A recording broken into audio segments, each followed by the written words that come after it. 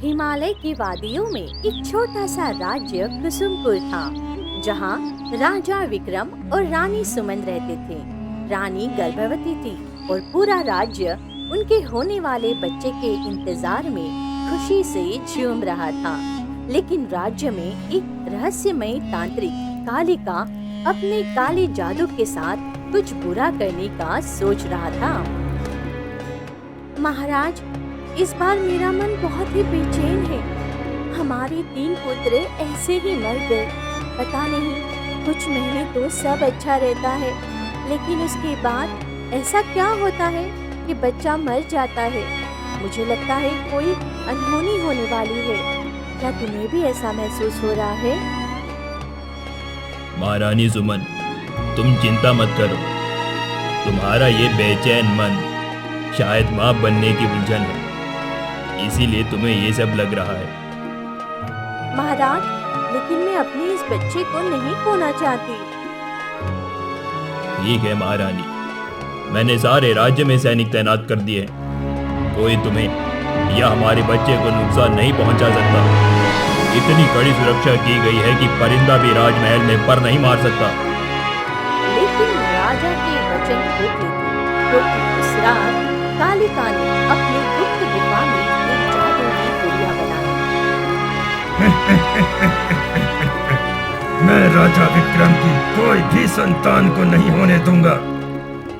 अगर संतान पैदा भी होती है तो मैं उसे ऐसा बना दूंगा कि वो कभी इस राज्य का शासन नहीं कर पाएगा।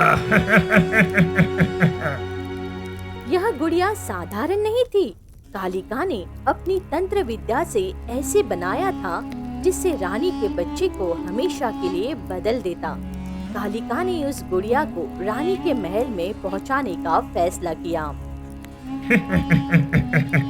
ये गुड़िया मेरी सबसे खतरनाक रचना है। जब तक ये गुड़िया मेरे वश में है, तब तक दुनिया की कोई भी ताकत राजा के बेटे को ठीक नहीं कर सकती। इस गुड़िया को मुझे रानी के पास पहुंचाना होगा, ताकि इसका प्रभाव उसके होने वाले बच्चे पर हो और उसका बच्चा एक अजीब भयानक रूप में जन्म ले, जिससे राजा विक्रम का वंश हमेशा के लिए कलंकित हो जाएगा। लेकिन तांत्रिक और कुछ सोचता है। मुझे इस गुड़िया को राजमहल के अंदर पहुंचाना होगा, लेकिन ऐसे काम नहीं होगा। कालिका एक बूढ़ी औरत में बदल जाता है। अब मुझे कोई नहीं पहचान सकता। कालिका राजमहल की ओर बढ़ा। उसे राजमहल के आगे सैनिकों ने रोका। रुको दादी माँ, कहाँ अंदर घुसी जा रही हो? अब राजमहल में किसी को जाने का आदेश नहीं है। राजमहल में कड़ा सैनिकों का पहरा है। लेकिन ऐसा क्या हो गया जिससे राजमहल में इतना कड़ा पहरा है? कोई युद्ध छिड़ गया है क्या बेटा? नहीं दादी माँ, महारानी गर्भ से हैं, इसीलिए इतना कड़ा पहरा है। लेकिन मैं तो दाई माँ हूँ। मुझे राजमहल में आने का आदेश दिया गया है। देखो, मेरे हाथ में महारानी के होने वाले बच्चे के लिए ये प्यारी सी गुड़िया है। ठीक है, तुम जा सकती हो। उसने महल के सैनिकों को पहला फुसला कर खुद गुड़िया को रानी के शयन कक्ष में रख दिया। अब मेरी इस काली शक्ति से कोई भी नहीं बच सकता। मुझे अब जाना होगा। कालिका अपनी काली शक्तियों से गायब हुआ और अपने गुप्त गुफा में आ पहुंचा और अपनी काली शक्तियों को बढ़ाने के लिए अनुष्ठान करने लगा। इधर राजमहल में रानी गुड़िया को देखकर चौंक गई। ये क्या है? इतनी सुंदर गुड़िया, लेकिन इसे यहाँ किसने रखा? इसमें कुछ अजीब सा है। मुझे महाराज को इसके बारे में सूचित करना होगा। शायद मेरे होने वाले बच्चे के लिए महाराज ने मंगवाया हो। सैनिक, इधर आओ। जी महारानी। महाराज को शयन कक्ष में आने को कहा जाए। सैनिक महाराज को संदेश देने के लिए जाता है। महाराज की जय हो। महारानी ने आपको शयन कक्ष में आने को कहा है। ठीक है। महाराज विक्रम शयन कक्ष में जाते हैं। तभी महारानी सवाल करती है, महाराज, क्या आप इस गुड़िया को हमारे होने वाले बच्चे के लिए मंगवाए हैं? मुझे यह गुड़िया अजीब सी लग रही है। नहीं महारानी, मैंने कोई भी गुड़िया नहीं मंगवाई है। शायद किसी ने तुम्हारे लिए उपहार में भेजी होगी। लेकिन तुम सही कह रही हो, इसमें कुछ तो गड़बड़ है। इस गुड़िया को मैं अभी सैनिक को बोलकर तहखाने में रखवाता हूं। सैनिक, इधर आओ, इस गुड़िया को तहखाने में रख दो। लेकिन इससे पहले कि राजा कुछ कर पाता, गुड़िया से एक काली धूम निकली और रानी के शरीर में समा गई। रानी बेहोश हो गई। अरे महारानी, आपको क्या हो गया? सैनिक, इस गुड़िया को दूर करो। इस राजमहल से जल्दी लेकर जाओ। जी महाराज। मुझे महारानी को बिस्तर पर उठाकर रखना चाहिए। राजा ने महारानी को बिस्तर में सुला दिया। महारानी को क्या हो गया? मुझे लगता है कि किसी की बुरी नजर इस राजमहल में है। रात बहुत गहरी हो गई। राजा विक्रम भी सो गया। लेकिन दूसरे दिन महारानी को होश आया। महाराज, कहाँ हैं आप? मैं तुम्हारे करीब ही बैठा हूँ महारानी। महाराज, मुझे असहनीय दर्द हो रहा है। मैं अभी सैनिकों को बोलकर दाई माँ को बुलवाता हूँ। कुछ समय बाद एक बूढ़ी दाई माँ आती है। दाई माँ, देखिए ना, महारानी को अचानक से ही दर्द उठा है। आप घबराए नहीं महाराज, सब अच्छा होगा। अब आप बाहर जाइए। सब लोग बाहर जाते हैं। कुछ ही देर में महारानी का बच्चा पैदा हुआ, लेकिन वह सामान्य नहीं था। उसका चेहरा अजीब था, आंखें चमकती थी और शरीर पर काले निशान थे। पूरा महल सन्न रह गया। महाराज की जय हो। क्या हुआ दाई माँ? महाराज, आपको लड़का हुआ है, लेकिन क्या दाई माँ? महाराज, राजकुमार का शरीर बहुत अजीब है, जैसे कोई राक्षस हो। इतना सुनते ही राजा विक्रम चौंक जाता है। राजा महारानी के पास जाता है। महाराज, मुझे पहले ही संदेह था। देखिए, हमारा राजकुमार कैसा पैदा हुआ है। महारानी, आप चिंता मत कीजिए। मैं अपने प्यारे राजकुमार को ठीक करने के लिए कुछ भी करूंगा। इधर दाई माँ अपने घर जाती है। महाराज सैनिक को कहते हैं, सैनिक, राज्य में मुनादी करवाओ। जो भी व्यक्ति मेरे बेटे को ठीक करेगा, उसे मैं मुंह मांगा पुरस्कार दूंगा। जी महाराज। सैनिक राज्य में मुनादी करता है, सुनो सुनो सुनो, जो भी व्यक्ति हमारे होने वाले राजकुमार को स्वस्थ कर देगा, उसे महाराज मुंह मांगा पुरस्कार देंगे। पूरे राज्य में यह बात आग की तरह फैल गई। हरिया, सुनो, तूने रानी का बच्चा कोई साधारण इंसान नहीं है। लोग कह रहे हैं कि उस पर कोई जादू किया गया है। मुझे भी लग रहा है कि थोड़े देर पहले ही राजमहल से आई हूँ। हाँ दादी माँ, क्या ये सच है? मैं तो कहता हूँ हमें महल जाकर देखना चाहिए, शायद हम कुछ मदद कर सके। हरिया, मैं वहीं से आई हूँ। राजकुमार एक राक्षस के जैसे दिख रहे हैं। पता नहीं किसकी बुरी नजर लग गई। लेकिन दादी, सोचो, अगर मैं राजकुमार को ठीक कर दूं, तो हमारी गरीबी ठीक हो जाएगी। लेकिन बेटा हरिया, तू ये सब कैसे करेगा? तुझे तो लगता है किसी ने महारानी के गर्भ को ही काला जादू किया होगा। लेकिन दादी, मुझे राजकुमार को ठीक करना है, मेरी मदद कीजिए। ठीक है, मेरी बात ध्यान से सुनो। राज्य के जंगल में एक बहुत ही तेजस्वी साधु बाबा तपस्या कर रहे हैं। अगर तुम उन्हें बिना हानि पहुंचाए उन्हें तपस्या से जगा देते हो तो ये कार्य तुम आसानी से कर सकते हो। बाकी तुम्हें सारी बातें साधु बाबा ही बताएंगे। ये तो बहुत आसान है दादी माँ। मैं आज उस घने जंगल में जाता हूँ। मुझे आशीर्वाद दीजिए दादी, मैं अपने काम में सफल होकर लौटूं। मेरा आशीर्वाद तो हमेशा तेरे साथ है मेरे बेटे। जाओ और सफलता प्राप्त करके आओ। हरिया जंगल की तरफ निकल जाता है और साधु बाबा को ढूंढने लगता है। अब इतने घने जंगल में मैं साधु बाबा को कहाँ ढूंढूं?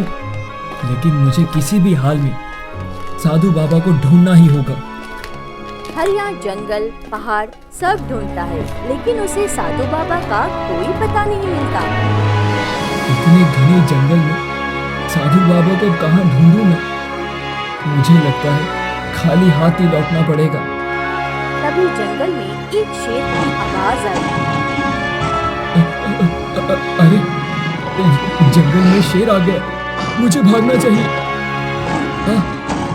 अरे मैं तो पूरा जंगल ढूंढ लिया लेकिन गुफा के अंदर नहीं देखा जाकर।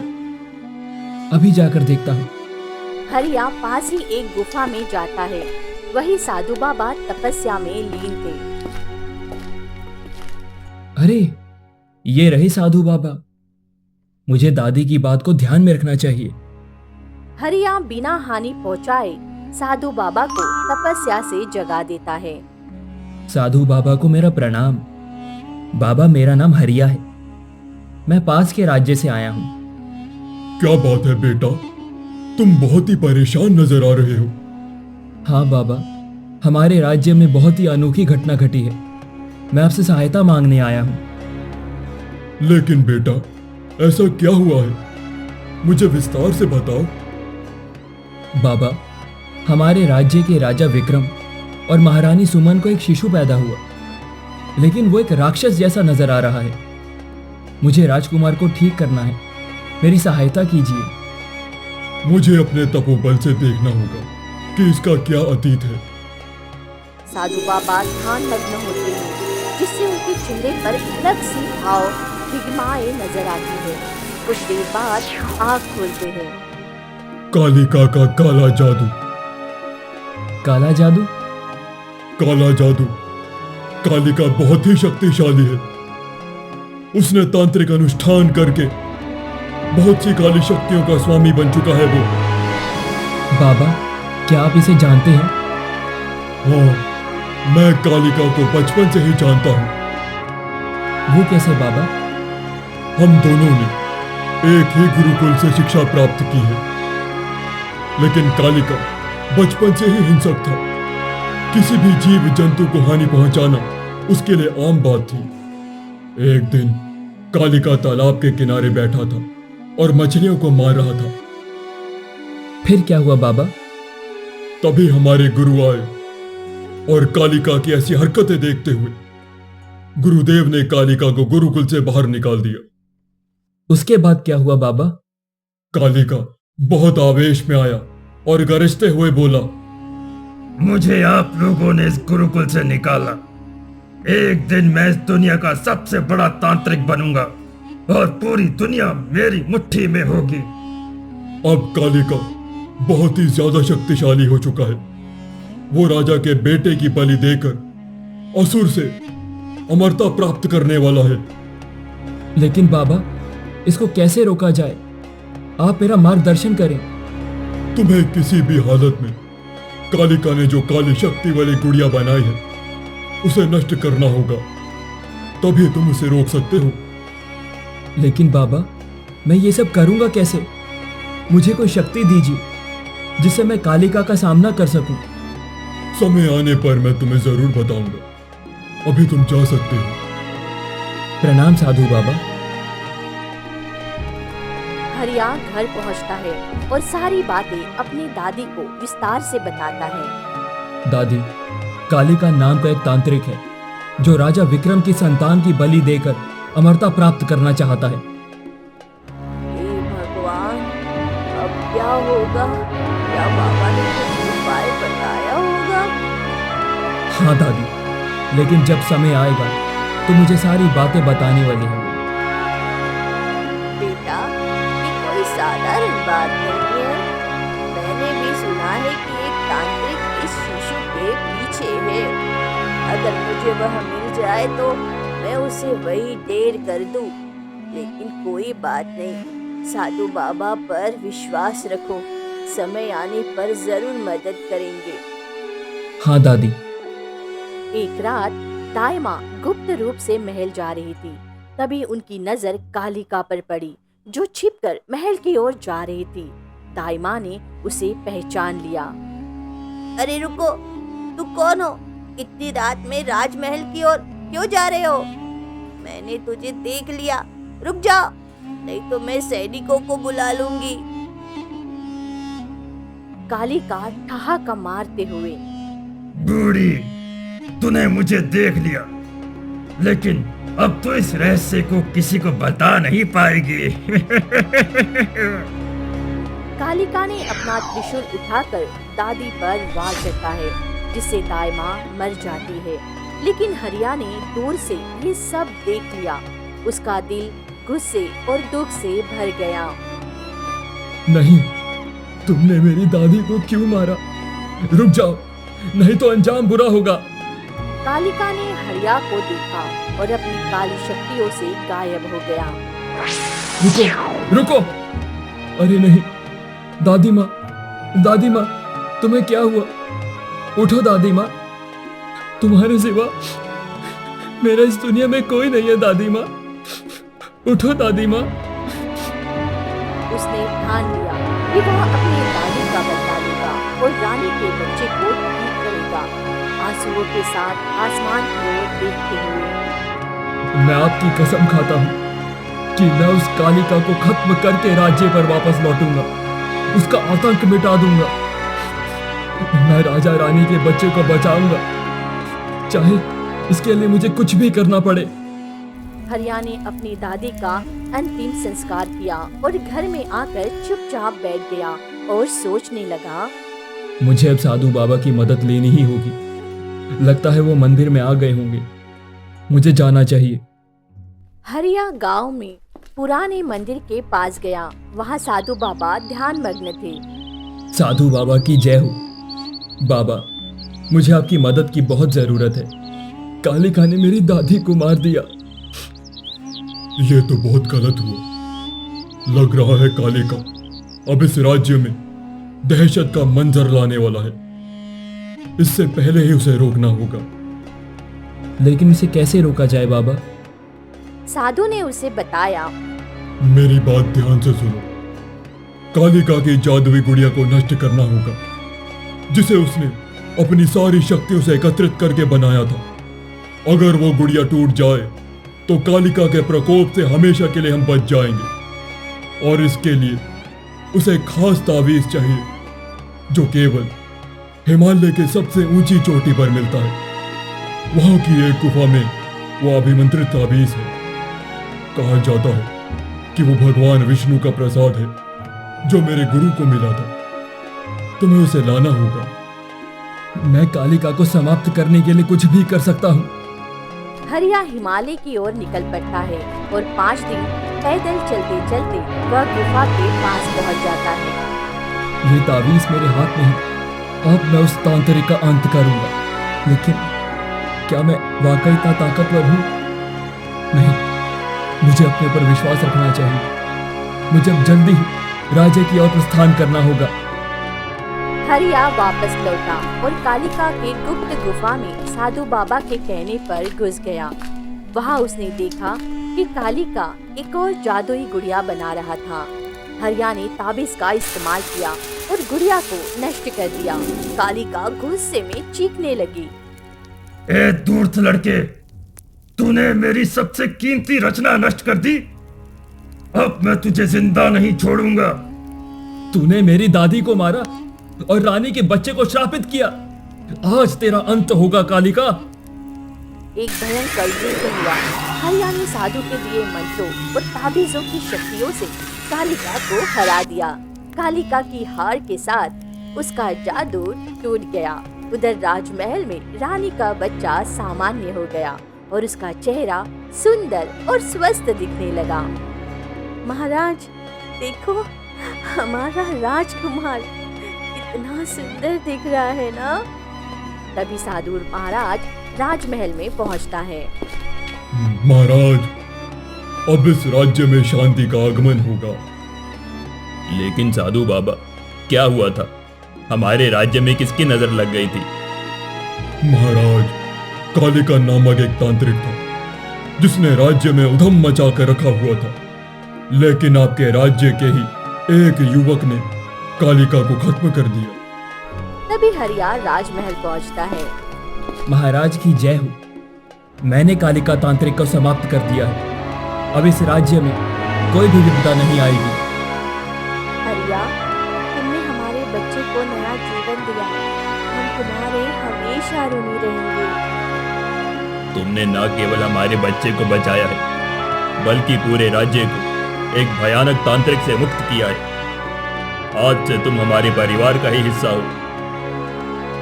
मैंने सिर्फ अपनी दादी की आखिरी इच्छा पूरी की है। अब मैं अपने गांव लौटूंगा, लेकिन ये दिन मैं कभी नहीं भूलूंगा। और इस तरह रामू की बहादुरी की कहानी पूरे राज्य में फैल गई।